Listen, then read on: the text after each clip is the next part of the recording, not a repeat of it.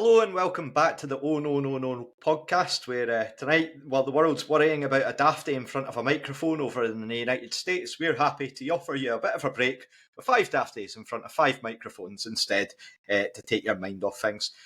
I'm your host, Robbie Weir, and as ever, I'm delighted to be joined firstly by Duncan Cameron. How are you doing, Duncan? I'm doing very well, mate. Thank you. Good stuff. Scott Fleming, how are you getting on, Scott? Yeah, really good. Obviously, we had a good end to the week last week after a painful end to last Saturday. So hopefully we can continue that this weekend. Fingers crossed. We've got Allan Douglas Munn. How are you doing, Allan? Yeah, I'm good, mate. Yeah, doing all right. Nearly the weekend again. Actually, looking forward to it as well. So, yeah. Always helpful when you've got that anticipation about the weekend. And then finally, Blair Hopcroft. How are you getting on, Blair? Very well, mate. Farewell for thrills this week. Can't wait. Good. Yeah. I said the same thing to my wife last night. She's like, what are you on about? Very much a Scottish Championship thing, if there ever was one. So we'll look ahead to that just in a moment. Before we go on to next Saturday's game, just a bit of an intriguing one that's came out today. The legal wrangles within the SPFL, plastic pitches. Duncan, just to come to you just very quickly about this. Rovers spearheading a charge against the SPFL, legal battle involving, I think Mike Mulroney, the ex-Alloa chairman's involved there, in terms of sort of having discussions with them about how they can potentially redistribute funds and things. Have you had a chance to look into that, and what did you make of it? Yeah, kind of surface level. I've had a bit of a look at it, and I think you've touched on the core of it there. I think the pitch issue is a little bit of a Trojan horse, maybe, or a red herring. I don't know, something like that. In the sense of, yeah, pick an analogy. It might be more appropriate than the one I've tried to pick there. I think it's more to do with funding than it is to do with pitches. So the plastic pitch, really the Premiership clubs have kind of picked this as the battleground. But I think the core issue is more about funding. When Alan Russell was on, and we had that blether about the trust, there was a kind of section in the middle where he talked about kind of the wider game, which I thought was really, really interesting. He made that point about the redistribution of funding and how all that kind of stuff works. And I think that's what the clubs are getting at. It's kind of, look, we have plastic pitches in large part to support us from an economic standpoint. Like it's a way that we can generate revenue, cut down on upkeep, all that kind of stuff. If you're going to insist that we have grass pitches that cost more money, you're going to need to give us more money.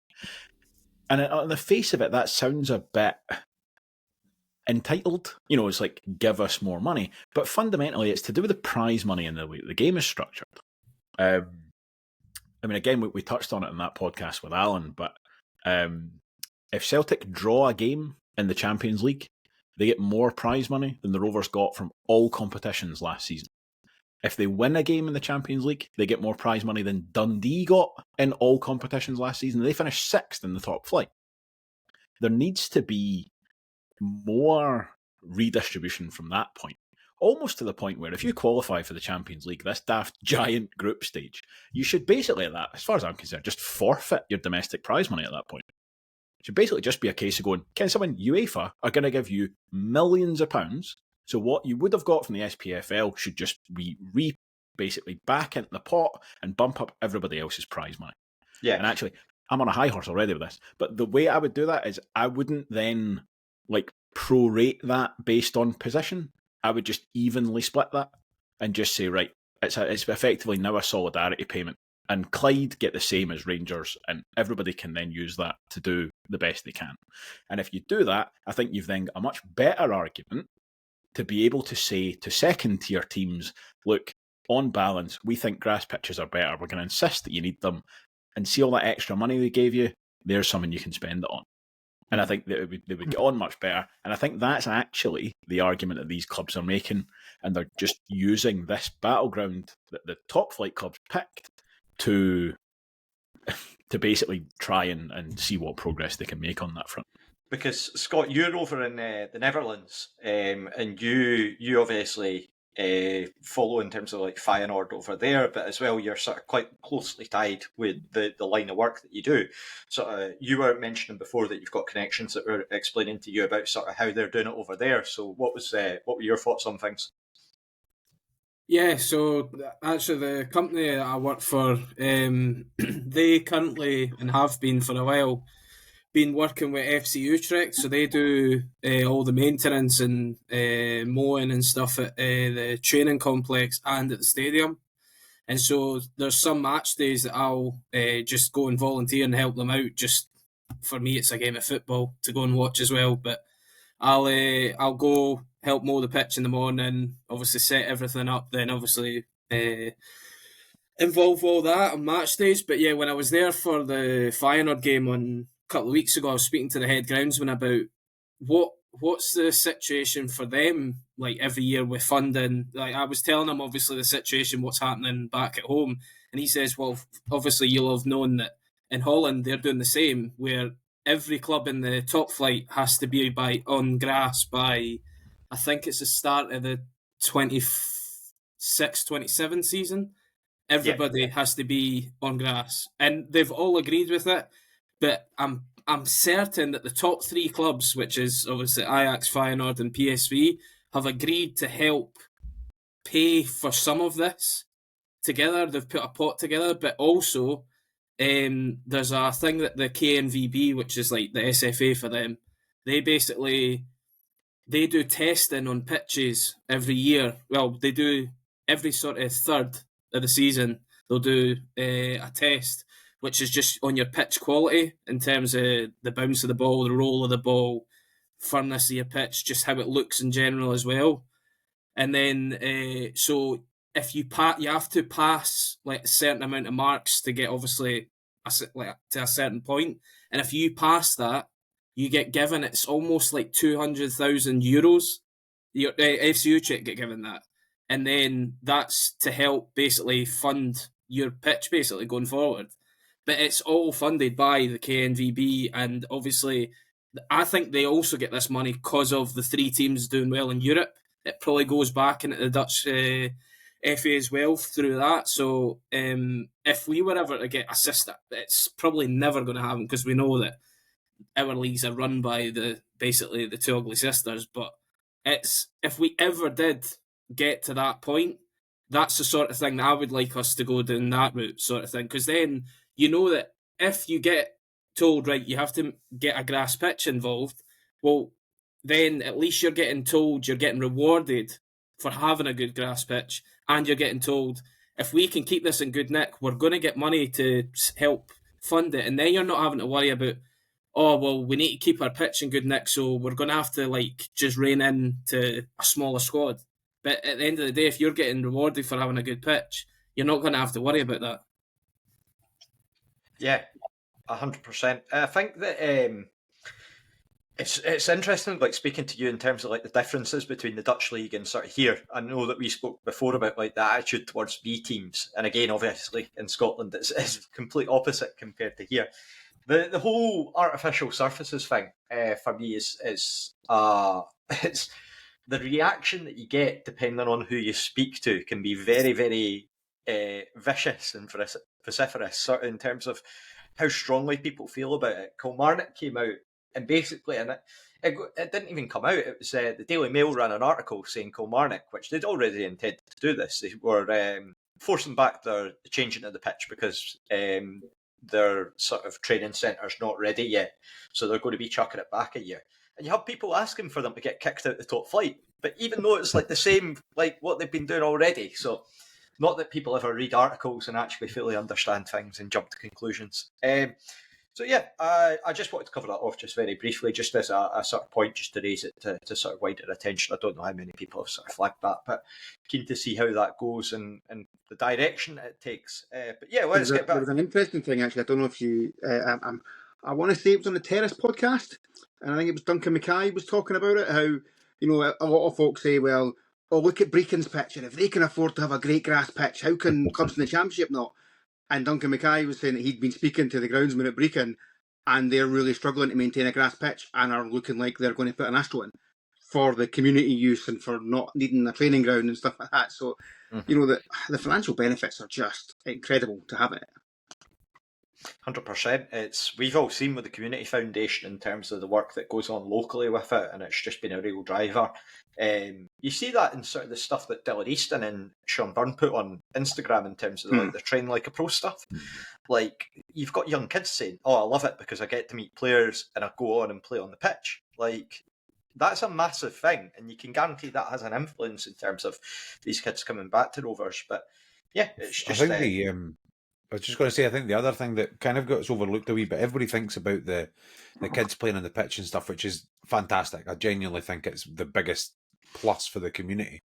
But for the football club, it actually doesn't generate probably nearly as much money as they would lose if they were getting games cancelled and having to play games midweek, where you've got no away fans coming through because it's air on a Tuesday night or whatever. Do you know what I mean? So not the guarantee that a game is going to be on, but as close as you can, guaranteeing that every game's going to go ahead on a Saturday. It makes a massive difference. I remember dragging the covers off the pitch when it was a grass pitch. It was an absolute shambles. And that south stand is massive. It's huge. And it is a big shadow, let me tell you, big shadow. To the point that the grass at the railway stand end, it was rotten. It used to stink. Really bad.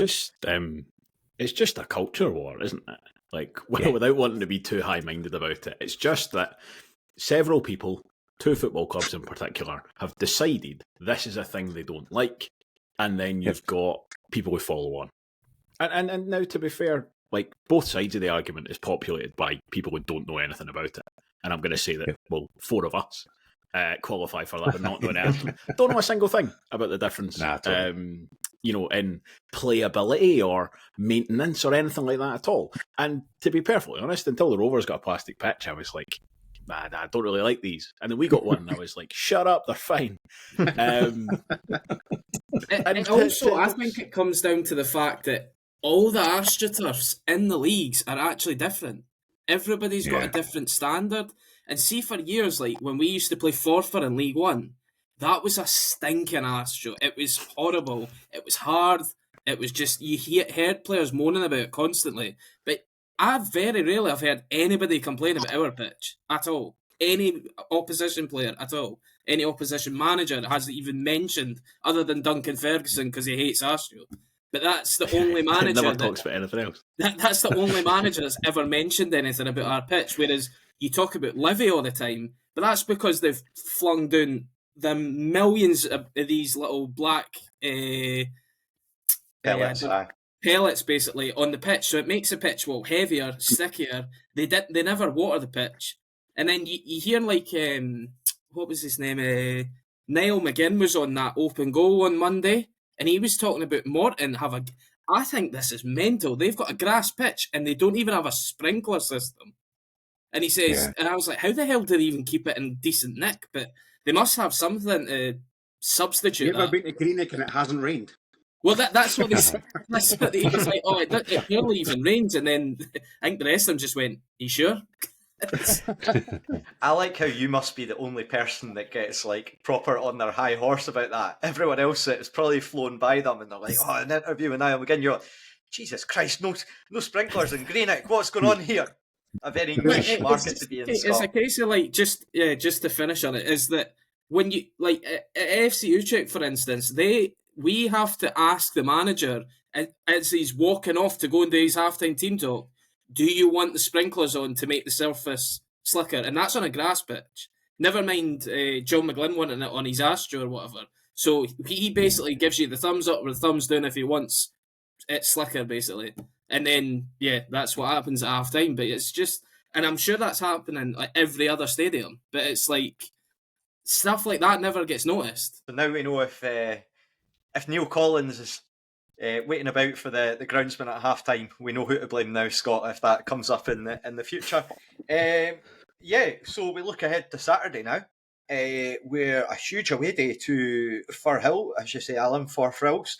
To kick us off, going back to the formation, because it's made a mug of me before. I'm going to say now, just to start off with yourself, Blair, 4-2-3-1 to 3-5-2. Do you think that's a bit of a secret weapon, having the ability and the opportunity to be able to change it up going ahead for this game, now that Partick will be sort of on their toes about how we might set up?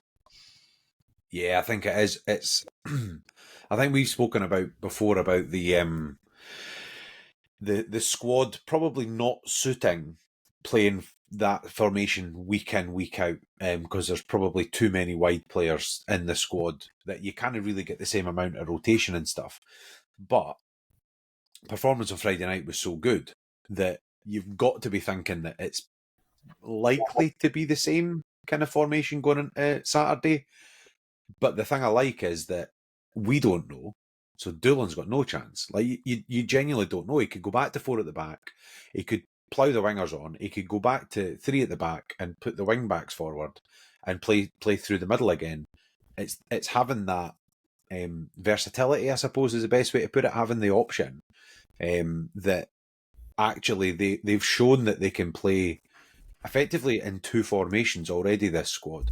The only thing that we're probably not so sure they can do is change between the 2 within a game, because we've really not seen the kind of option for them to do that.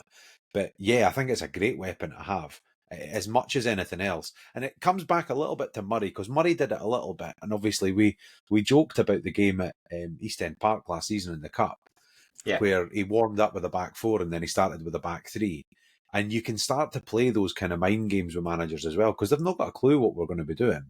And it's a great place to be at, having the personnel that you can kind of pull that out the bag. And actually, the fact that you can't even tell when you see the lineup. Well, he certainly, last week, that completely threw us. Scott, I just want to get your thoughts on last week, and just obviously you weren't on for the sort of post-match podcast. Just what did you make of it? Just very straightforward. Well, obviously, by the end of the game, absolutely delighted, because we played a full second half and didn't drop off. Like, that was my first sort of thing that I kind of, when I was looking back at the game, watching the highlights again, even though I watched the game live, but I was just like, it was the first time where I went, we actually played as close to 90 minutes as we've done all season. And I mean, I think we kind of did it briefly. What we did at Livy in terms of the last 10 minutes of the first half, we kind of sat deep. We were starting to show signs of doing that just before half time. And then I was like, well, as long as we get through this first sort of 20 minutes of this second half, then as Blair had said in the podcast before, is you're going to get stronger with the guys that are on the bench and not weaker. So it was a case of, well, if we can get to the point of 65 minutes, we were already leading anyway, then yeah, we're in a really good place, and it showed that we were. So I think in general, I was just delighted that we got the win, obviously, and got a clean sheet as well. Kev did what he had to do for the majority of it as well. He even came out and punched a few balls instead of trying to flap at them or whatever. So he did what he needed to do, and his sort of footwork stuff that he had to do as well was all pretty clean as well. So I think everybody was a minimum 7, 8 out of 10 that played last Friday. So, and I just thought he did actually allude to it in his post-match on the BBC. Stevenson, when he was asked about this wing-back role by McFadden, said, I'm not sure I can do this every week. How much running and sprinting he was doing and up and down constantly. And I was like, well, to be fair, when you're like 36 years old, you probably can't be doing it every week. And, well, he played also on the Tuesday night before it, so you're just like, well, if he's having to do this all the time. So that's when I think Collins will pick his games for a back 3, a back 4. I don't know if there's this thing that he just felt that first half down at Ayr, that he was first in charge for. I don't know if that maybe swayed him with how they played down there against Ayr, but if it did, then great. But I'll be interested going forward, especially into this weekend, if he keeps it up. It's going to be hard to drop somebody like Jameson. He scored 2 goals. Like, the boy will be the most confidence he's had probably, arguably, since whenever he's last scored a goal. So, like, I think it will be tough to drop him. And yeah, I don't really know where we go with the formation for this weekend. As long as we sort of just manage to get a result, I don't really care what formation we're playing right now. I think with the Club 1883 funding, I think we'll need to get a cryo chamber for Lewis Stevenson just installed at Starks Park just to keep him absolutely fresh each week. Allan, just to come to you, as Scott sort of touched on it there, Thistle's strength, for the most part, when you look at it on paper, their strength seems to be really sort of playing out wide, albeit they do have quite a few injuries. So do you think that we're maybe best placed sticking to that 3-5-2 using the wing backs? I know that Aidan Fitzpatrick missed out against Dunfermline last week through injury. He's a doubt for this week, and the likes of Mackay and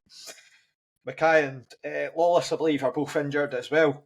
So yeah, what are your thoughts about that? I think one of the things it gives us is it gives us a little bit more kind of aerial power and set pieces as well, and Partick's defence has been really, really good this season. Typically because it's you look who they've got, it's O'Reilly and Ashcroft, so of course it's and they've so that they're both also really good in an attacking sense. So you could do with that kind of aerial power in there. So I think we might go with that. The other interesting thing's going to be interesting to see is Stevenson up against Megwa. See how that goes. By all accounts, Megwa's done kind of really well in a defensive sense, but they've not really seen much of him in an attacking sense, which probably kind of goes with what we saw against Airdrie last season. He seemed to have done an Easter in his back pocket in most games, which was really frustrating. Hopefully that was just an Airdrie thing and not a Megwa thing. But Easton doesn't do it against Airdrie for some reason, so hopefully that's nothing to do with Megwa, and we'll see him kind of at his best on Saturday. But it's hard to say. You can see the benefits in both formations. Playing three at the back makes it really hard to get Sean Byrne in there, and Rovers with an informed Sean Byrne is always a better team. I'm glad it's not my choice. I think it's probably where I'm coming from with that. Yeah, understandable. It's I think the lineup for this one, if because we're on the back of such a positive result last week, I'd imagine there'll be a lot of people sort of just saying, yeah, we'll just stick with what we've got. But then at the same time, yeah, it's very hard to shoehorn a lot of those players in. We'll come into that in a little bit. Blair, just for yourself, it's been alluded to there again by Allan. Dan O'Reilly seems to have had a really strong start to the season. Lee Ashcroft's picked up. Do you think that sort of makes for an interesting battle, given the form that Jack Hamilton, he's looked really, really positive in the last few performances, 2 goals, 3 games. And then on top of that, you've got Lewis Jameson with a double last week. So just your thoughts on that, sort of going head-to-head with them, given their defensive record? Yeah, I think it's actually, I don't even know if it's just the defence attack thing. I actually think they're 2 pretty well matched sides, pretty much across the board. I think there's very little between them. So, I mean, all the games last season against them were pretty decent, to be fair. So I would be expecting more of the same. I think it's one of them where I don't see them particularly fearing us, and I don't see us particularly fearing them either. I think it is just 2 teams that are going to kind of go toe to toe, and I would think O'Reilly and Ashcroft at the back are going to fancy themselves defensively anyway, at set pieces and stuff, because we've not, as much as we've seen improvements and we're doing better, we're not exactly raining goals in from corners, do you know what I mean, or cross balls into the box. So I don't think they'll be overly concerned. But by the same token, I think we are generally improving in these kind of things. So it's an interesting, it's just a really funny game, I think. Like, sometimes you go into a game and you're like, I really think this is going to happen. I've no idea. Honestly, like, this feels like it could go either way. It really could. Yeah, Partick have got a very strong defensive record, to say the least. They've got the best record, it seems, I think, outside of Celtic in the SPFL. Yet to lose at home, so in the last 5, they've won 3 and drawn 2. Duncan, do you think Rovers should maybe take a bit of confidence, just given that they've got a bit of a healthier squad in their recent record with Thistle, and maybe the tail of the tape, to get the boxing analogies pulled out, maybe doesn't really do justice for Rovers, given those sorts of improvements with players returning to the squad and how we've looked recently? I certainly think we take a lot of confidence out of last weekend, because Scott already mentioned that it's probably the first time we've put a full 90 minutes together. But we really put a full 90 minutes together and really looked very good with the ball, really limited Ayr United at the other end. So I think we should take a lot of confidence from that. Thistle, though, a funny side, I think. When you look at the results so far this season, I don't know, I feel like it must be a very frustrating side to watch. As you say there, 7 goals conceded, but they've won their last 3 on the bounce. So they've obviously been really, really poor results-wise before that. And even at that, I mean, I know Dunfermline beat Livingston 3-0, but like Thistle beating Dunfermline 1-0, I think they would have wanted a bigger marker than that, almost. Quite a scrappy goal from a set piece. Their defence fundamentally just is very, very good. I think that's, when you look at that across the line, they brought in the goalkeeper from Watford, who by all accounts has been excellent. Harry Milne, we know, is probably up there with Mason Hancock for being the best left back in the division. He dropped off a bit last season, but seems to be right on form this season. Dan O'Reilly, we know everything all about. Lee Ashcroft, we saw for half an hour, but on reputation, obviously. The 2 excellent championship centre-halves. And then Megwa was the most in-demand right-back in the division as well. And that, as you say, 7 goals all season, half as many as we've conceded in the league. You'd almost expect them to be doing better based on that. And to Blair's point about them being quite similar to us, it does seem like their big issue has been sort of putting it all together in the other half, really. Like a lot of good players not really worked out a good system for them this season, which again might sound familiar. And I think they've had a lot of that, just like chucking out 5 different midfielders and forwards every week, or 4 and Brian Graham, and just trying to see kind of what sticks. And again, it'll be interesting to see what they do on Saturday, because I don't think they were overly convincing at East End Park. So I think they were the same last season. They've got, as you said, very good wingers and kind of middle of the road central midfielders. Yeah. And like they've brought Kyle Turner in, who again I think we know is excellent when he's on his day, but they've kind of struggled to find a place for him. He played wide left, I think, for at least parts of the game at East End Park. So it'll be interesting to see just again what they change and who they play and who actually comes together. Because I see a lot of guys in the middle of that team, like Robbie Crawford, Stuart Bannigan, Xander McKenzie, Ben Stanway, Luke Macbeth. There's somebody else in there, James Lyon possibly. Like all guys who could play in the sort of 2 at the base of their midfield. And there's not really any of them where you're like, oh, he's a standout at this level.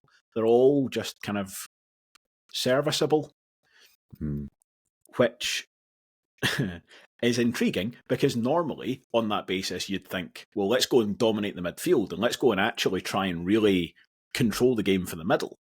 But that's pretty much the opposite of what we did last weekend, where actually you kind of seed the middle of the park a little bit to focus on your strong central defence and your wing backs and then trying to get kind of away at pace. So a very interesting kind of tactical battle. And I think, well, the thing that I'm going to be looking out for is whether this boy Luke Macbeth starts in the midfield because I don't even know if he's actually going to start at all, because he was on the bench against Dunfermline, because they preferred him at centre back, and they've been using Ashcroft and O'Reilly. So they have been, but this is why I think this is why I want to see if they bring him back in, because I wonder how much Chris Doolan's buying into this kind of narrative about us at set pieces, which I don't think is false, really. Soft Rovers, let's bully them. Yeah, Scott Brown completely fell into it and then was caught out. Completely. But Thistle, I think, have the players to do it if it works for them. So from that lineup, just the guys who almost certainly will start: Ashcroft, excellent in the air; Graham, excellent in the air; Dan O'Reilly, excellent in the air; Harry Milne, very good in the air, particularly for a fullback. And I talk about this all the time, but if you start then going through the Rovers side, so right, you're defending a set piece, who's matching up, who's going to be able to win these challenges? So you go, right, well, we've got Fordyce, he'll take Milne, Hanlon can take Ashcroft, Dick can take Graham, Jack Hamilton can take Dan O'Reilly. If I was Chris Doolan, that's where I would be going, look, the best going in there as well. Because after that, you're like, Scott Brown probably then? And you start. So I wonder how much Chris Doolan will kind of stick to what he's been doing, and how much he might just be tempted to go and try what Scott Brown tried and see if he can't do it better with a more of a kind of physical approach. So that's what I think is going to be very interesting to see is to what extent they do that, because I think they're the best set piece team in the division. So it'll be interesting to see just how much they lean into that. Yeah, it reminds me of Dunfermline a few seasons back when Ewan Murray was playing for them, and he kept on. I think maybe Ashcroft was there at the same time, and they just kept scoring goals, like the two centre backs. As O'Reilly, he got the assist on last Saturday. But if they do go down that route, just to make Kyle Turner's delivery as well is also like a real factor in that I meant to mention it. He was the next sort of point that I was going to come on to. So just for yourself, Scott, Kyle Turner, again, much like Duncan, as Duncan sort of said, they've struggled to really fit him in to a place on their side where he stands out. I know that he did well for us going sort of on the left wing in the playoffs last season. Do you think that sort of makes for an interesting battle up against Frankie Dabo? With Milne potentially there as well. Just your thoughts on Kyle Turner and that sort of, because Dabo's obviously got the experience there to potentially shine in that role, really. Yeah, I mean, I think we know, like, if it was ever to come down to like a physical battle or anything, it's not a non-contest. But I think I'll be a bit surprised. I would pay to see that contest. I think it would last about a second. But yeah, like enter the octagon. Walk straight back out. But I think UFPTFC. I'd be surprised, I think, if Turner played out wide purely down to the fact that Dabo's out there. Especially if we played like if he thinks we're going to set up a back three and wing backs, I think he'll be keen to put Turner into the midfield that way. But I think if we were to play if he was to prepare for a back four, he might then play Turner out wide. Just the fact that he probably gives Turner anyway a sort of free role, because he knows that he can cause so much havoc with his sort of threaded through balls to Brian Graham, or he's sort of switching the play to the other winger or whatever. Like, he is a very talented footballer at this level. He is this player that, well, it just summed it up. He went to Ross County, it didn't work out. He's this sort of player that is in between levels. I think he's actually like one of the best in this league, but he's just not quite good enough, I don't think, for the top flight. So, obviously, it's probably outside of Brian Graham.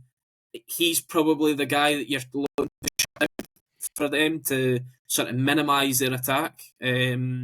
We all know, obviously, Logan Chalmers, if he's given time on his left foot to cut in and curl it in, that he can cause damage as well. But at the end of the day, he's so hot and cold, and I think if you catch him on a day where he's not really up to much, you didn't even notice him in a game either. So I'm just hoping it's one of these days where he just kind of, you see him just going on the pitch in the first minute and you didn't see him again until he subbed off because he does nothing. But I think Chalmers.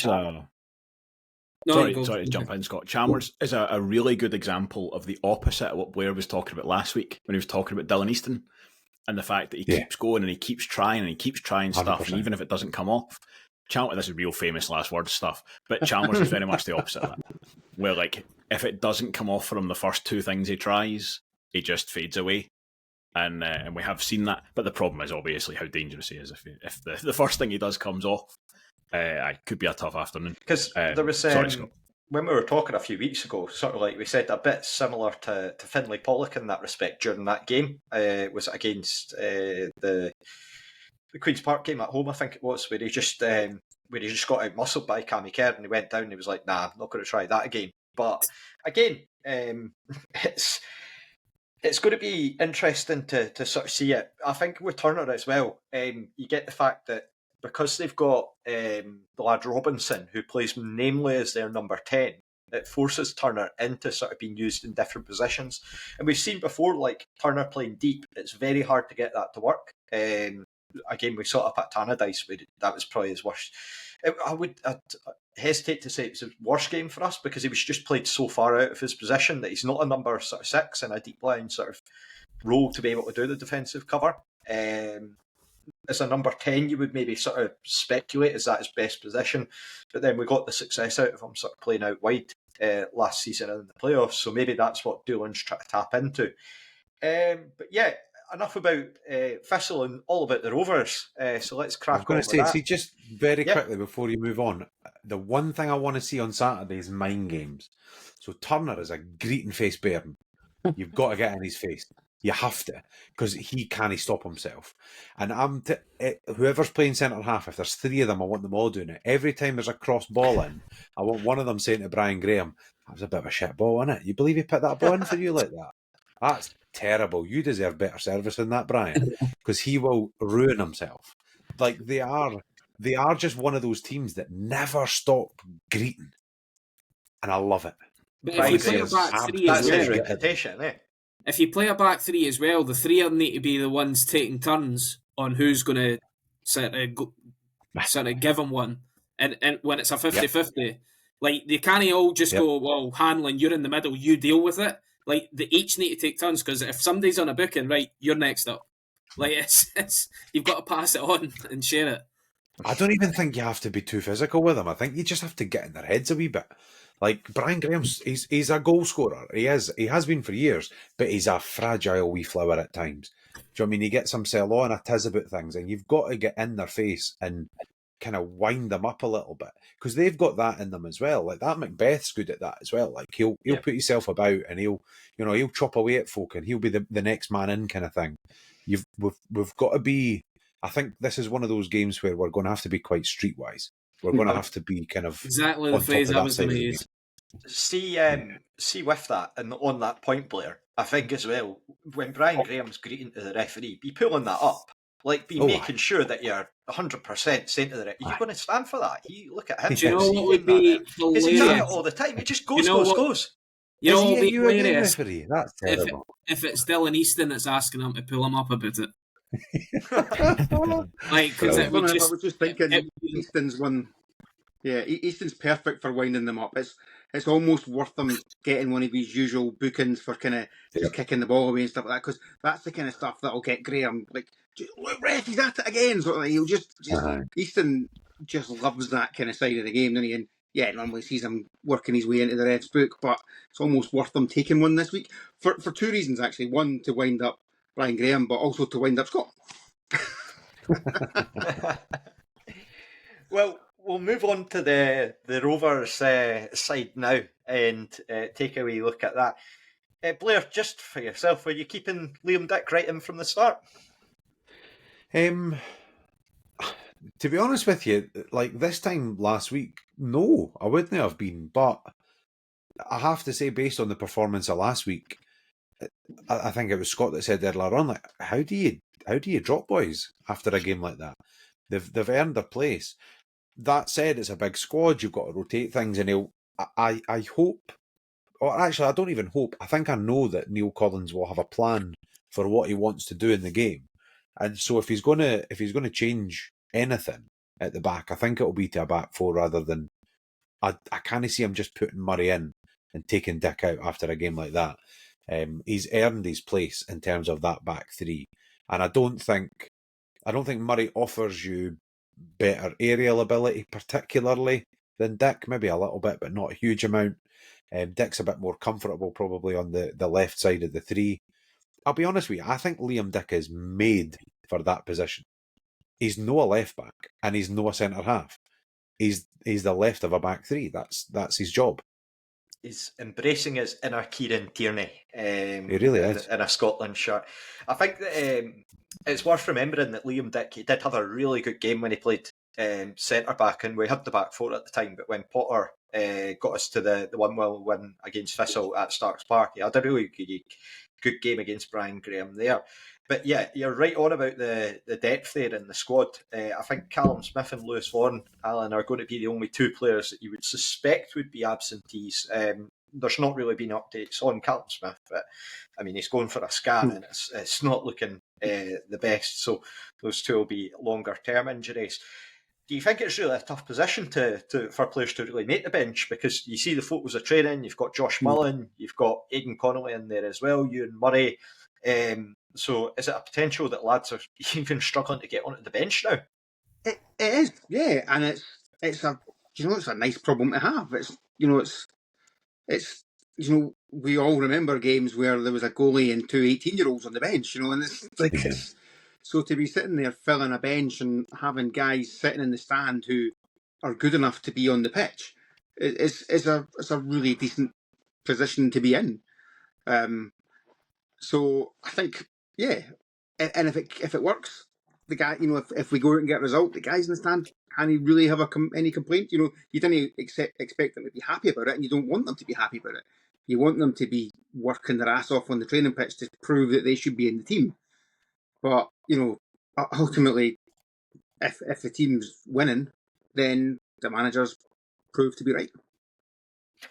Yeah, it's. I think that I said it last week, but you look at the likes of Cody David, comes in, signs a short-term contract. He's going to be in a real tough position to break into that team now, given that Jack Hamilton's looks like he's playing his best football. And now if we can get Lewis Jamieson, he's on the goal trail. If they can keep that up, then it's a very, very difficult position to be sort of forcing your way into that team. Scott, just to come to you now, a lot of the more the positive performances from Rovers this season have came against the teams that have been sort of quite aggressive going forward. The results against Falkirk, Partick at home before, and then as well you look at the win last weekend against Ayr United. Do you think that we can take... I know obviously we've got a very, very poor away record. We've yet to get off the mark in terms of the points for that. But do you think we can take a lot of confidence given the performances so far against the teams that are maybe I hesitate to call them bigger teams in the division, but maybe the teams that you expect to be a bit more aggressive? Yeah, I mean, Partick are never a team that I've ever went, they'll sit behind the ball or they'll let you have the ball. They've always been a team that play pretty decent football and kind of quite attacking teams as well. So I've always expected like games with Partick, especially like since we've both been back in the Championship together again. They've always been, well, not always, but you expect going into the games to be high scoring just with the players that are on the pitch on both teams. So I'm going into this one expecting it to be quite an entertaining game, to be honest, and I'm fully expecting goals. I think, but I know that Partick have obviously, I think they've conceded the least in the league so far this season, and when you see their defence, you expect, well, yeah, it probably will be tough to score goals, but at the end of the day, I think that there is still weaknesses at Partick to be attacking. I just think that if we can play anywhere near the level that we did on Friday, then we're going to be in with a chance of getting a pretty positive result on Saturday, because I think we were a match for anybody in the division, including Falkirk, and we've already shown that we can compete with them this season anyway. That I think on our day that we're up there as one of the better teams in the division. We just need to keep believing and showing that, because there's been too many times this year where we've actually looked all right for about short spells of 30 minutes, 40 minutes, and then we've all blown it inside 10 minutes and just given away 2 goals and through nonsense, basically. And so you just hope that it's not going to be another one of these ones where you shoot yourself in the foot losing a stupid goal for a corner or a set-piece goal that you just shouldn't be losing or whatever it is. But I'm praying for 3 points purely to get off this hoodoo away from home, because it's actually the opposite of last season. I actually felt last season, especially when we were on that good run, I almost felt more comfortable away from home last season than I did at home, and I don't know why, but we just seem to be picking up better results on the road. I don't know if it correlated with the points, like actually on the board, but we definitely, up until Christmas, seemed like away from home we were one of the best teams in the league by far. So if we can somehow get that sort of form back, we'll be laughing. I'm just hoping that it starts obviously on Saturday. Yeah, and that really brings me on to my sort of next question. Blair, just for yourself, the table seems to really be sort of split into sort of 2 at the moment, where you've got Falkirk way ahead from everyone else, but then after that you've got sort of 2 groups. So you've got your Livingston, Ayr, Thistle and Queen's Park sort of in the playoff spots hunting there, and then you've got ourselves and Accies ahead of Morton, Dunfermline and obviously Airdrie Marooned at the bottom. Do you think it would be a really big statement of intent just to go out, if we were to get a win on Saturday, to go to Firhill and put a stamp down to sort of, in terms of those at least playoff credentials, and sort of fire out a warning shot to other teams? Yeah, no. The all of our results have come against the teams above us. It's the teams below us that have been causing us the bother. I'm a wee bit concerned still, in the sense that we've not got a single point away from home yet. And I think actually it's more of a marker, not the fact that it's away to Partick, but the fact that it's an away game. If we can get an away win and get that monkey or whatever it is off our back and get rid of it and move on from it, it stops being a thing. Because every week now, when we're away from home, it starts with winless Wraith Rovers, or Wraith Rovers who've no got a point away from home, against Partick who are unbeaten at home. I mean, the form guide, if you're a lower league English fan looking for a stupid coupon to put on, Partick's a banker on Saturday, an absolute banker. We've not got a point away from home, and they've not lost a game. So yes, I think it is a marker in the sense that an away game, but being against Partick, we've already beaten this season. We've already beat Falkirk this season. Do you know what I mean? We've beaten Ayr this season now, and we've drawn with Queen's Park. So, in terms of the teams around us, we've not really got much to concern ourselves with. But a win away for Kirkcaldy would be lovely at this point. Yeah, I feel like this season in particular has had a lot of sort of hoodoos that we've had to try and shake off. Because first it was, right, we've not won a game without scoring a penalty, and we'd not scored from open play. And then you had the Accies game and you think, oh, surely we've done it now. And then we had, unfortunately, a collapse there. But then you had Falkirk's unbeaten run that we managed to end, and then it took ages to get a away goal or a home win, etc. So it's really about... Chris, it took us ages to get a manager. Yeah, well, that's true as well. Why do things the easy way? Well, yeah, to come to yourself, Duncan, just for yourself, do you think that given Friday's performance, is the team ironclad, would you say? Do you think it's going to be a sort of bit of a lock-in in terms of the starting 11? I did before we started recording this podcast.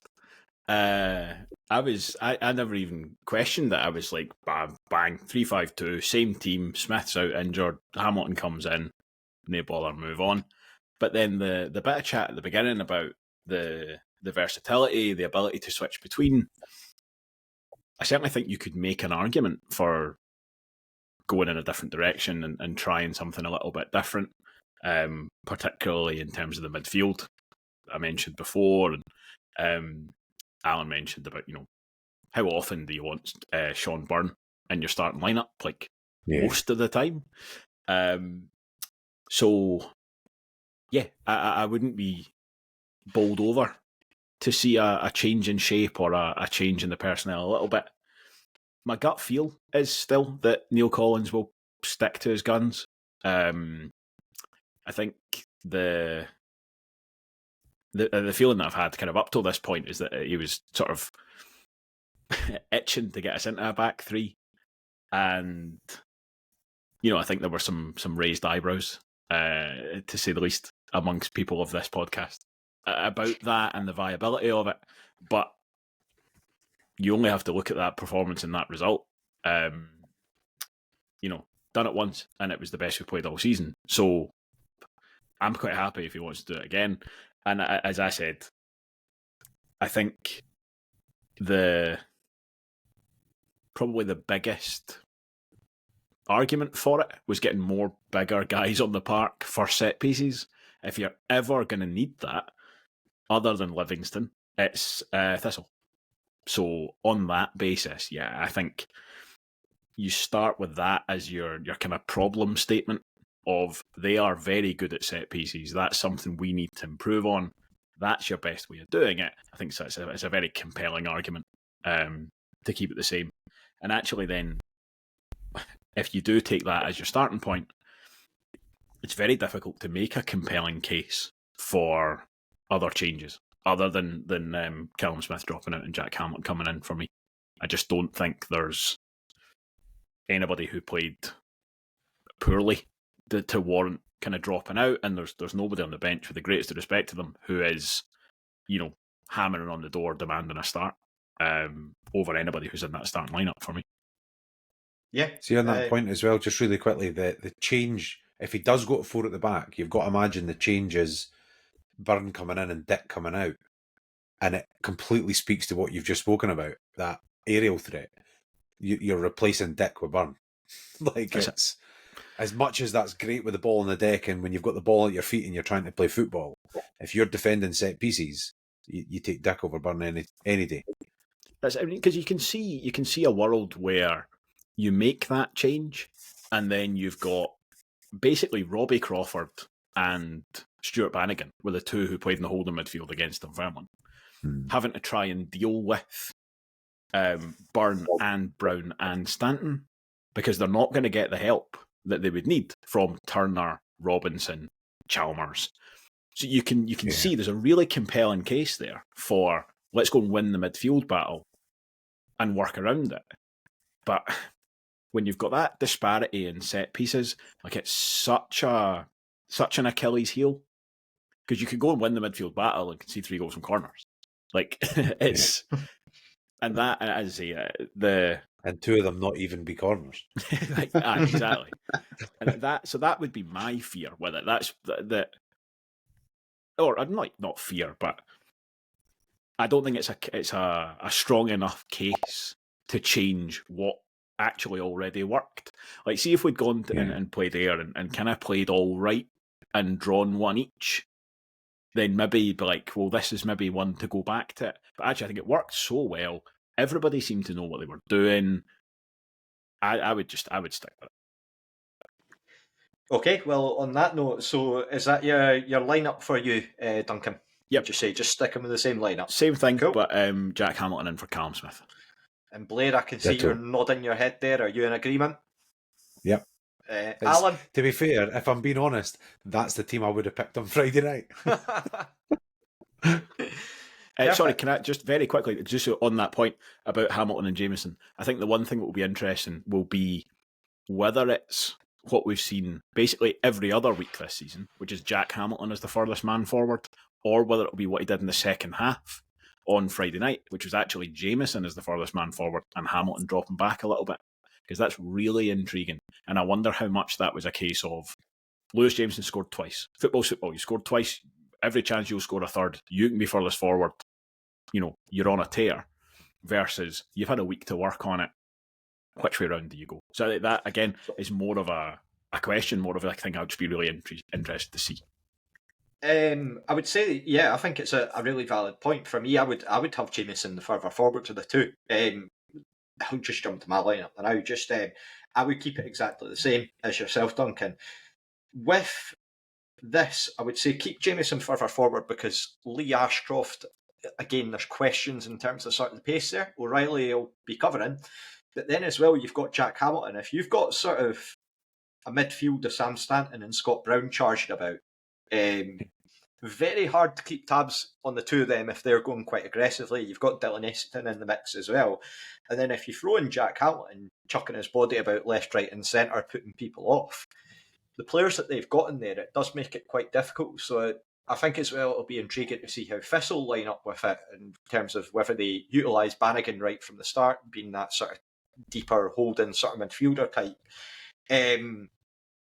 Really interesting battles across the pitch. I feel like it's, if we stuck with the wing backs, then Stevenson and Dabo going forward as to their impact. Again, we've spoken about Thistle being sort of quite preferring their wide players and how many they've actually got. So yeah, I think like both teams might go into this in terms of the fan bases. It's certainly not from the clubs themselves, but from the fan bases, probably expecting a bit different from what the others like historically. Thistle, we've always seen them being high scorers using wingers, whereas actually they're quite low scoring and their wingers really aren't important at the moment. So might be a bit different to what we expect. Just for yourself, Alan, what would be your preferred lineup? Yeah, I mean, this might be one of those really unusual weeks where we all pretty much go with the same. Absolutely the same. I think, if Smith hadn't got injured, you maybe even go with the same starting 11. I probably wouldn't. I'd probably bring Hamilton in anyway. But I think, Hamilton in for Smith, probably the only change I would make. And it seems harsh on guys like, Pollock, who've done well, done nothing wrong. He's one of the few you could say would probably feel quite aggrieved to have been, I don't want to say dropped, he's been moved aside for a change of formation. But ultimately, he wouldn't fit in to that style. So, yeah, for me, Hamilton comes in for Smith. And there's so many options there for kind of late in the game if we're chasing it or if we're defending it.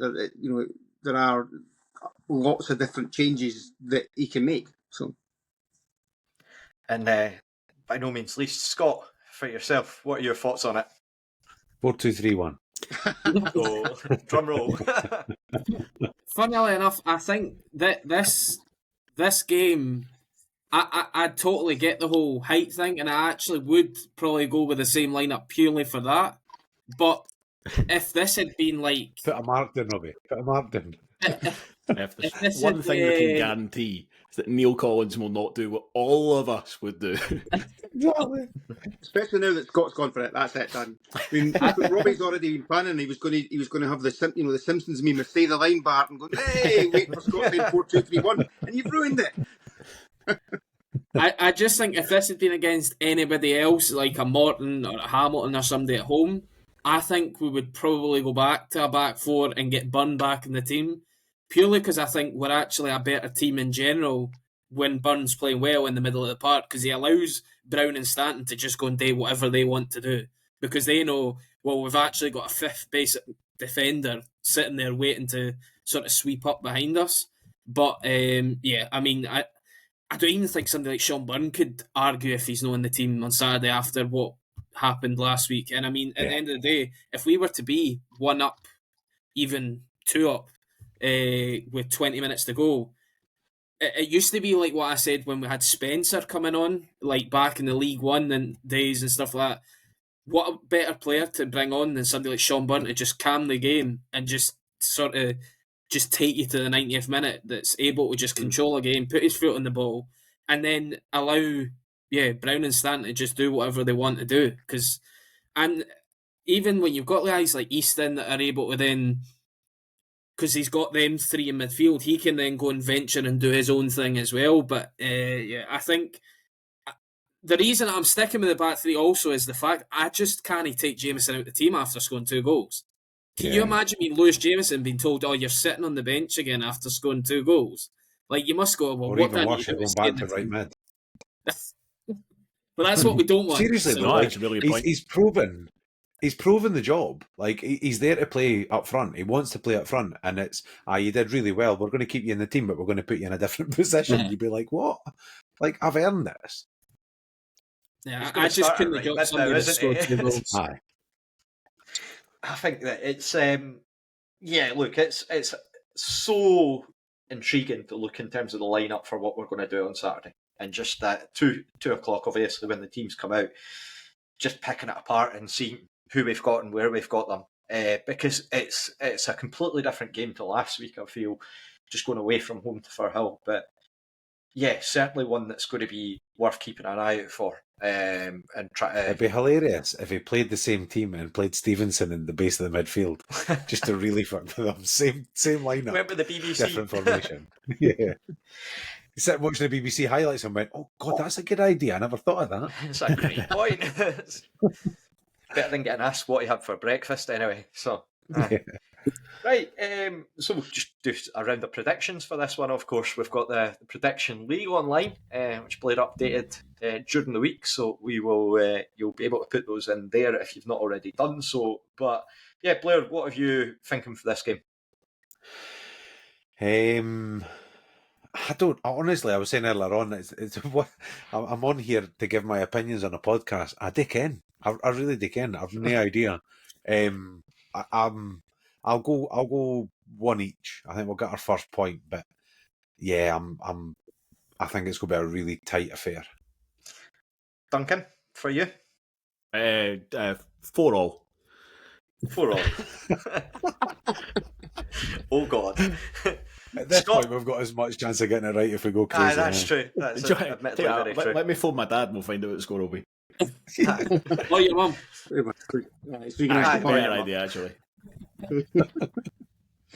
Scott? I'm also going along the same lines. I think score draw. I can see, as I said earlier, goals, and I just think it's two evenly matched teams. So just to be different, I was going to say 1-1, but to be different, I'll go 2-2. And Allan? I'm going to go for an equally outlandish prediction, but in a different way. It's going to be 2-1 Rovers. Sean Byrne's going to come off the bench and he's going to score, and then he's going to get booked for ripping his shirt off to reveal a t-shirt that says "Back off, you spooky bitch," as he's running about the pitch. I'd love Well, we won I'm that not sure if because he can't shoot. So It's not that he can't, he just doesn't. I'm not sure what he's got in the mug there, Alan, but yeah, certainly if you want to pass on any of that to me, that's absolutely fine. Make things a bit more entertaining. Yeah, I'm going to go for a 2-0 Rovers win with Jamieson and Hamilton getting on the score sheet for this one. So yeah, see how things go. Another clean sheet would be nice for Kev, actually, just to kind of really cement his... Like, none of us were doubting him really that much anyway, but, you know, just another clean sheet against a very good team would really shut some people up, I think. Yeah, I really liked his wee piece in the paper this week, where he basically more or less saying that actually, like, as good as last season was, it was maybe almost too good from like a development point of view. That he never really had like a properly tough spell, and actually now he's kind of had one and learned from it and feels like he's in a better place, which is a very... very mature, very kind of positive attitude to have. So you kind of say fair on that. Yeah, it's well worth a read. If you've not already checked that out, it was the Courier and Iain Collins with that piece from Kev. That was to go with the 5-3 press, was it? Oh, Let's be honest. I was trying to tout, Fraser Clark, who's a Dumbarton fan. He's on the Terrace podcast. He's on there this week, actually. I was touting him for the 5-3 press job because he's just left the Lennox Herald, is it? Just so I was tagging the 5-3 press, like, get him in for Rafe Rovers coverage because to be honest, Rovers must be his second team, given the number of ex-Dumbarton players that we've got in the mix, including Big Kev and Sam Stanton and Dylan Easton and the likes. So just down the road in Dunblane, so I'll go looking for him and kind of hassle him. Go on, kid. Doesn't need to leave the house if he's just going to transcribe Wraith TV interviews. That's. I was going to say, just watch the interviews. Watch this as well. Take this as like gospel. Cause didn't you even watch them the same day? We would put them 4 days later. Stick them up on the website. Be grand. I'm surprised they didn't add on what Iain Collins had for breakfast on a Friday morning, to be honest. Iain Latto was meant to be joining this evening, but unfortunately he had to drop out at short notice. But he did prepare a Should McStay or Should Dargo. So I've got 6 questions here about a former I'm excited for this. President Rovers. Me too. You clue master. Let's see where we go. Exactly. So I'm just going to load them up just now. Got them on WhatsApp. And in case you're listening and wondering, that was Robbie's way of saying that that none of these have been fact checked and none of them are his clues, and therefore he takes no responsibility. Exactly. I thought you were reaching for an envelope there, Robbie. I thought, like, I've got these. I've printed them out. I've not looked at them yet. What is this? Oh, absolutely not. So, clue number 1 to kick us off. I played for 7 Scottish clubs and 1 English club.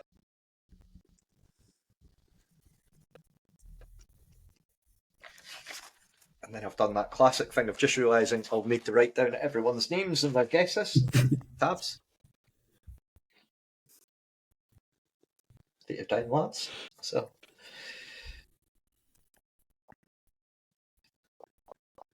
Stevie Hislop. He play in England? I've got no idea. It just feels like an Iain Latto type.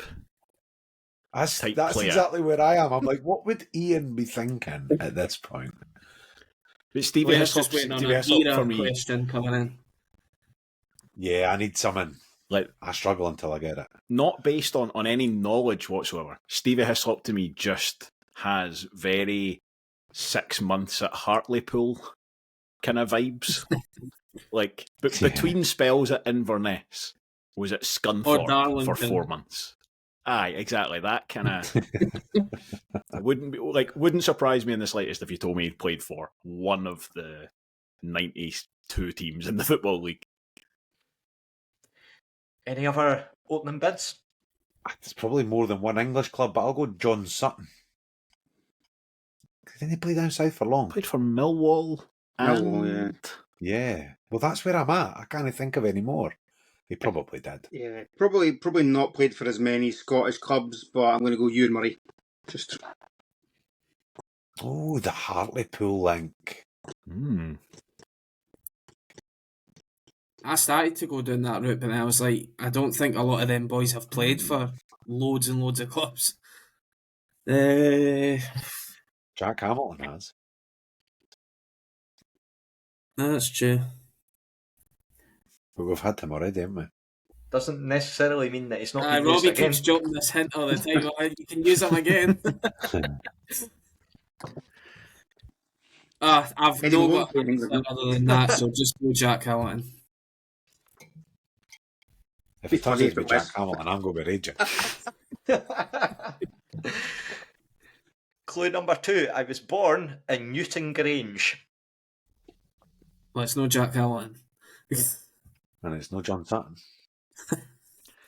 I don't know how many Rovers players' birthplaces I could do.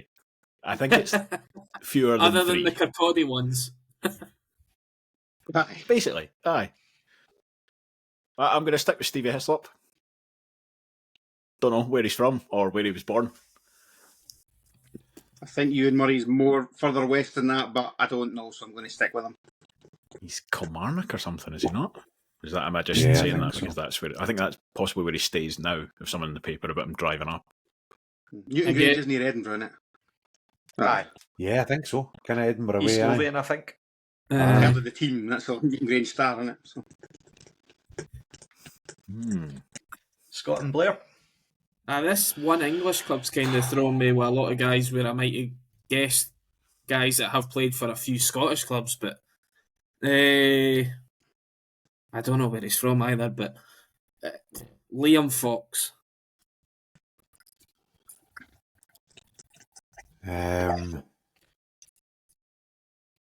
Let's play down south.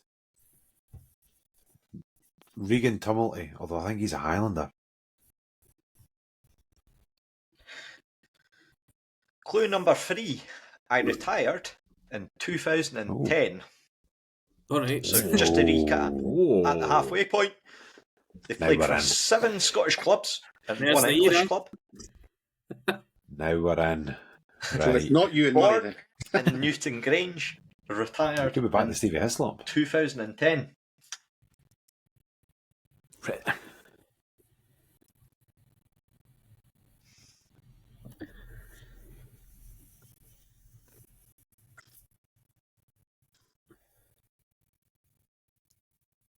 I'll go Stevie Simmons.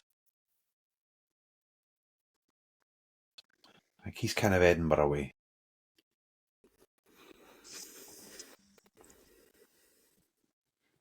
don't think he's ever played down south though. When was that Aberdeen Cup game? What year? What season was that? That was 2009. 08, 09? Yeah. Yeah. 09-10. 09-10, right, okay. Actually, would that not have been technically 2010? Because it was at no January. February it was. Right, okay. Actually, it would have been 2010, yeah. Yeah.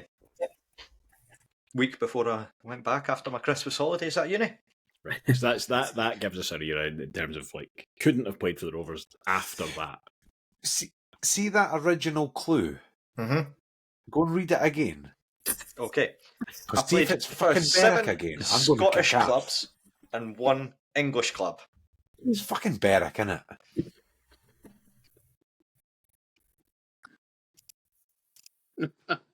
They absolutely should be down as a Scottish club because they play in Scotland. They are. We talked about internationals, and if you're played international for Scotland, you are Scottish. If you play in Scotland, you're Scottish.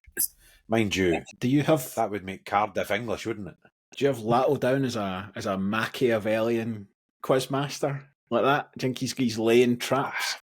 See, I would argue I think it might be. they're a Scottish club. They play in England, but they're a Scottish club. I would totally agree with that one. What, that they are English? No, they play in England, but they're a Scottish club. Because I think the last time Berwick was, it didn't. I think this clue was specifically in England. It didn't say in the English leagues, so it was kind of. But we're maybe reading too much into it, and it doesn't actually help with the fucking the answer anyway. So. Did you have a player in mind there, Blair, who'd played for Berwick? Or do you just think he's... I He started, just I hates started to Berwick. think. I was starting to work my way through that squad, kind of the same as what you were doing in your head. Right, okay. And I'd got to Alan Walker, and I'm like, he played for Berwick. I don't think he played for 7 clubs though. Like, I think he was only. Nah, I 'cause it was think like he's a wee bit Livingston less and than that. us, East Fife. Berwick, maybe Brechin. I Played think for there was Brechin only as well, aye. East Fife. There was only maybe there was 7 that's actually. quite a few. Now that we're There's listing them also off. nothing to say that we were. Yeah, there's nothing to say we were his last club. He could have played for us in like '96 or something like Yeah. that, and then gone on to retire in 2010. So. That's true. Any Actually, further that's very clues? true. Or any further answers, I should say, rather than clues.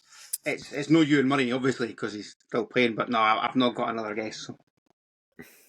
Nah, I'm Stick with struggling. Stevie Hislop, Nah. but I'm not completely sold. But then, do we have any players that retired in 2010? Right. I'm He's thinking of anyone unlikely that to was have quite old at played us. with us that late. Is it because it's relatively notable when a player retires directly from Totally. us? Like, most of them will take a season or two part-time Yeah, afterwards. that's kind of my thinking. Most players have left us, have gone to a Brechin or a Montrose or. Because that If then you're John takes you Daly, you get kind of a couple of framed seasons photo, was back and- Aye. Yeah. It was a really bizarre one, like, in the context of it. Like, it just seemed... Make them what, probably 50 to maybe early 50s just now as well. So not that really helps, but Try to go through guys who've done the 50-50 in the last year and a half. Would you like clue 4? I would like clue 4, please. yes. Scott, you got any further guesses? You're the only I'm one for clue 3. I'm sitting going through this first McGlynn spell and now, just going through every squad that we had and thinking who. That's what I'm trying I to don't think think as that well. Ian's gone too early in the 2000s. I think he'll have gone Same. McGlynn era. And I'm hoping it is, because I've only got a chance if it's McGlynn era, really. But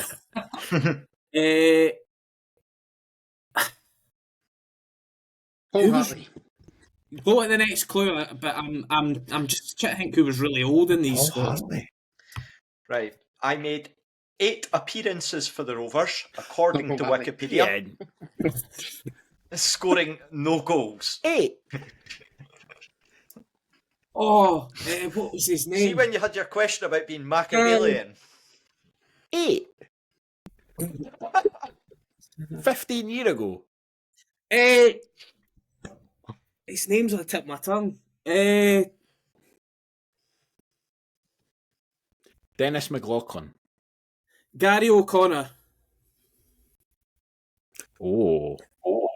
No, he's got to be older than.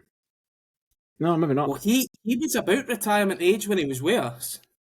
Aye, that's what I mean. I was going to say he must be older than that, but no, it just means he retired at that point. That actually. That could And be. he didn't Alan, really, anyone for because you? McGunn He'd have played more than played pretty 8. much all the surely. time.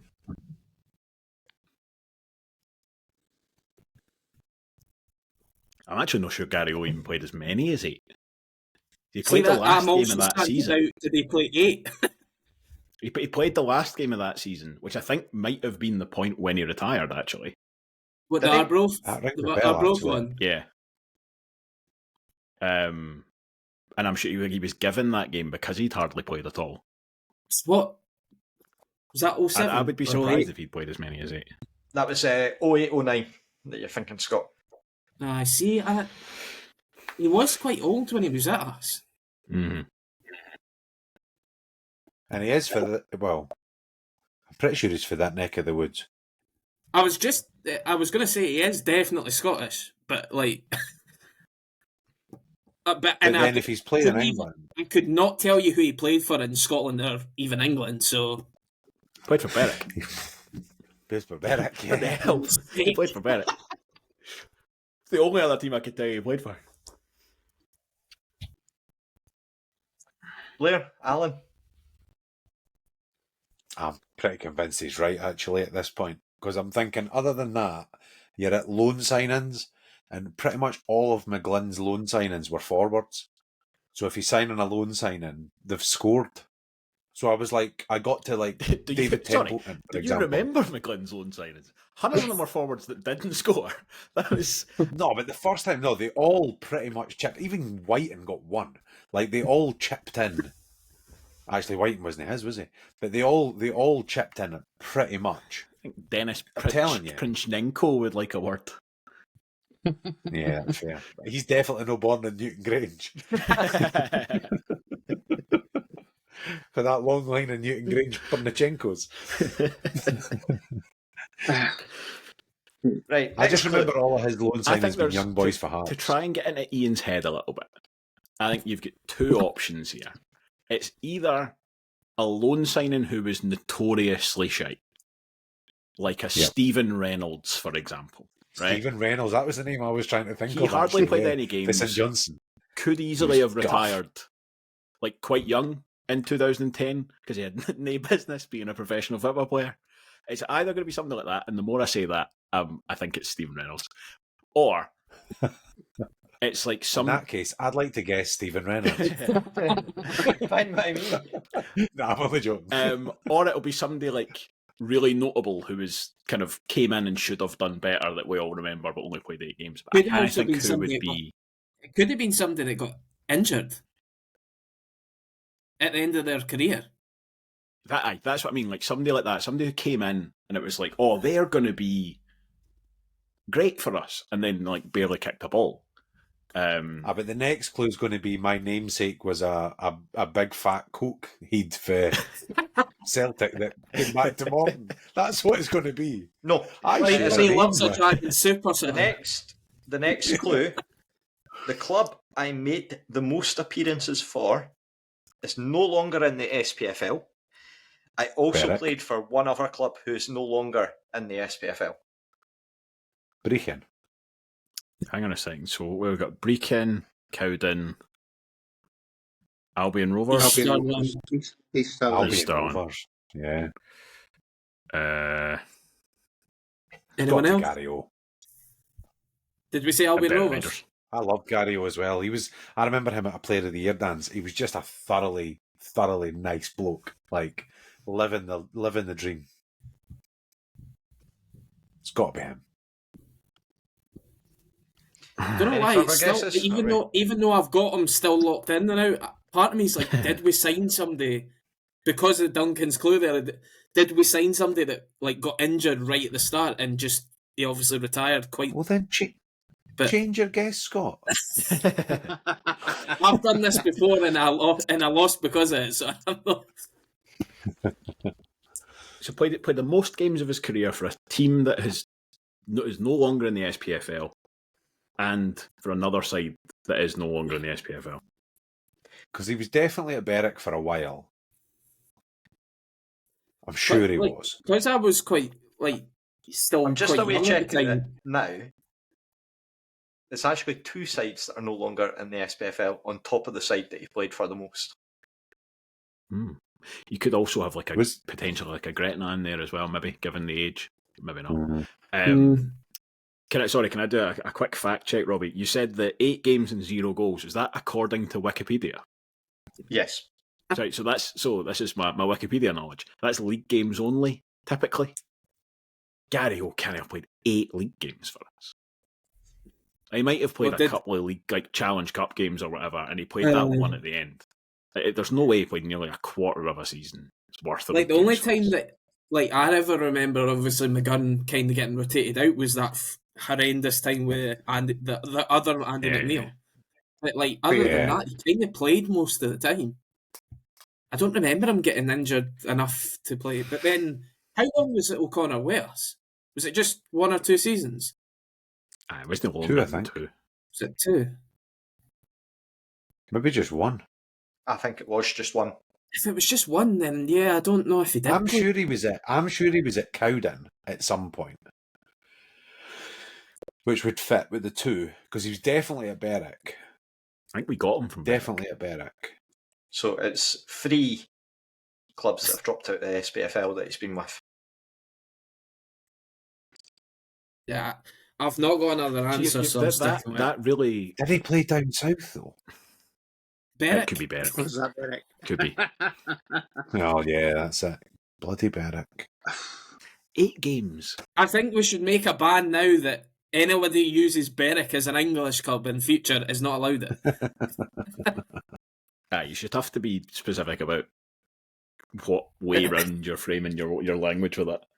You might have gone for like Berwick. There's a load of players or something. There's a load of players for that era as well that went on to play. So again, it's how do you define retirement? Because, say your Darren Smiths and stuff, that they've been kicking about juniors. He probably only retired a year or 2 ago. Do you know what I mean? Because they've been kicking about for so long. But Greg Spence as well, still playing for. I can't remember who he's at now, but he's still non-league, isn't he? He's at East Stirling. 8 games, no goals. 8 games, no goals. But he was it. And it could be just leaving. You're talking about right. Scott, are you fixture. Sticking? Are you changing your answer? I've not got another answer, so I'm just going to have to stick with it. Anyone got any other bids? Somebody who's nope. The most games they played was for a team that's been relegated out of the SPFL. That's like a lower league fixture type player. So you're not talking about Hearts loanee. You're not talking potentially. Agreed. You're not even talking about as I say, a good player who came in but was injured. Because I was thinking could it be like a Kevin McBride or somebody that we brought in late on? Yeah, that type, or a Ryan Wallace, even that kind of. Aye, but just that doesn't feel he like definitely scored. He scored at Partick. It feels he more still went on for a wee while after that. Ryan Wallace. He was at East Fife for quite a few years. It feels it's obviously not this because of the numbers, but it feels more like a Liam Buchanan type guy, somebody who's just synonymous with the lower leagues. Would you like clue 6? Yeah, this is a really good one. I want to give Iain his credit before I get really annoyed when I find out who it is. It is, aye. I'm not going to put it as bluntly as Blair, but clue 6 was actually my namesake plays for Hibs. Is it really? Yeah. Oh, so it's Gary O'Connor then. It is indeed Gary O'Connor. Fair play. I've just been picking through. I've just been picking through his Wikipedia there, right? So Berwick, we're going to count them in this instance as a Scottish club. For the last time. But he did actually played 26 games for Doncaster Rovers. Back in 1996, 1997. Other than that, he was at Hearts, Partick, Cowden, East Fife, East Stirling and ourselves. So he was at East Stirling? Aye. So the 3 sides that were out the SPFL, obviously Berwick, East Stirling and Cowden. Stephen Reynolds, though, on a side note, was last seen helping out in his family's ice cream shop in Rothesay on the Isle of Bute. You really, which is, really should have saved that as a clue for another week. Mate. I could have. I was in an ice cream shop in the Isle of Bute in Rothesay just this summer. If only I'd known, I'd have told him he was pitched. Could you have even known what Stephen Reynolds looks like nowadays, Blair? Not unless I threw a ball at him and he missed it. Just bounces off and gets caught up by the ferry. Wrong. He was so bad. I remember the St Johnstone fans hyping up him something fierce. I'm glad I after didn't that, remember him. Oh, he was awful. This is the point where he you was go Craig back when I Whiten was bad. a kid. Aye. He was Craig Whiten bad. Aye. He really was just awful. Oh, the book's coming out. The book is out. Fact checking Gary O's Rovers. I'm going to tell you now, Duncan, it's not going to be in the book because it was a season that book started this or came out the season before the season that we won the old second division. So it goes up until the playoff game against Airdrie, where we drew 2-2 away from home, but Kris Fahey got lobbed from about 90 yards. Bloody Kris Fahey. Sorry to break it to you, Duncan, but you're just wasting right. your time in that book. I thought it was up 2010, but I'm very, very wrong. You're absolutely spot on. We need another annual of that book. It's a great book.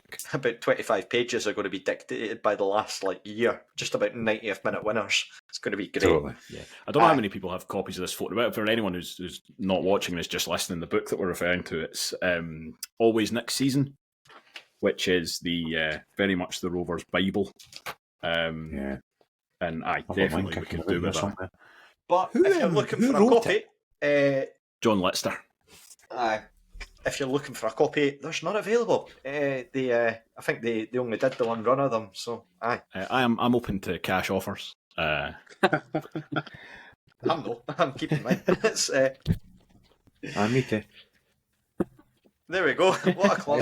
It's a great. Which, to be fair, if we had time to look it up, it would be excellent for this game. But it would be. Yeah. It's not an open book quiz. It's. But no, Ian's done excellently there. That was very good. That was a good one. And fair play to Scott for getting it Scott as well. I have to say, well done. Despite our best efforts to are talk we about making it. a podcast agreement on Berwick are getting classed as Scottish now? Yes. I know there'll that be none of that, Doncaster Robbie. wasn't really the English club, but still. I opened up Gary O's transfer market there to see if it had how many games he'd played for us to try and get it. And it has, post 2010, as I'm going from being retired back to Berwick Rangers to being retired again, then to Newton Grange, being back to being retired, and then also go back to Berwick Rangers before retiring again. Brilliant. Wouldn't surprise me. Is he not a goal? He's a goalie coach somewhere, is he not? I'm sure he's still involved in the game somewhere. I've It might no even be idea. Berwick, actually, to be fair. It's a bit like how Davy McGurn just rocks up at clubs from time when they're in a crisis and they desperately need a goalkeeper to help them out on the bench, and he just rocks up like, I'll do that. That's fine by me. Because he's at Kelty there now, is he not? Or was at Kelty? He went there on. Yeah, he's on the staff at Kelty, A man who's on a mission to get every single SPFL club on his. I suppose he probably would have played with kids there at some point at Morton, would he not? Right at the start of kids' career, no? Oh, actually, maybe not. Nah, it would have been before. Was it? No. Aye, but Gary O sinking pints of Guinness at the Player of the Year dance. Honestly, what Gary a great O, guy. Tremendous, by the way. I wanted to chip in with this at the time, but I remember being away at Alloa at the time and just hearing him have a conversation with folk, just like, Gary, who you got on your coupon this week? And obviously it's before anyone was concerned about betting in football, but he's just talking about who he had on his accumulator that week. So sorry if you had any plans to get involved with SPFL teams and I get you a betting ban, Gary O, but it was all good memories to a young man. So yeah, thank you for taking the time to listen. That's seen us quite nicely up to the 90-minute mark. So yes, as ever, we will be back with a debrief at the weekend after the game against Thistle. As well, I would encourage you to check out, if you've got the time, to listen to Draw, Lose or Draw, which is Partick Thistle fans podcast that they've got if you're looking for an alternative perspective. Blair's shaking his head. Good guys involved there. Can I do that? They are really good guys. They are really good guys. But The only time I've ever listened to it was when you were on it. Well, they're not all. Even then. Sorry to hear that. Give it a hard time. And I only listened to the part you were on. I Weirdos. didn't actually, not to like make your kind of big headed around, but it was just to kind of see if how much a hard time they gave you. I got stung by you should listen to the Dode Fox. And now, whenever like if I'm listening to this podcast when I'm not on it and it finishes, Spotify automatically plays the Dode Fox The podcast. guitar bit, and you're I'm just... like, go away. Other podcasts getting annoyed by other podcasts, eh? What can we say? Cool. But yeah, My we mate will... keeps telling me that I should go on the Falkirk Daft one. I'm like, I might just tell John how much an arsehole I think he is. He's probably not. He's probably a really good guy. He just, every time he comes out on the big Scottish podcast with playing Amarillo, you're like, oh, fuck off. The only good thing about it is it winds up Stephen Mills, so, that's fair enough.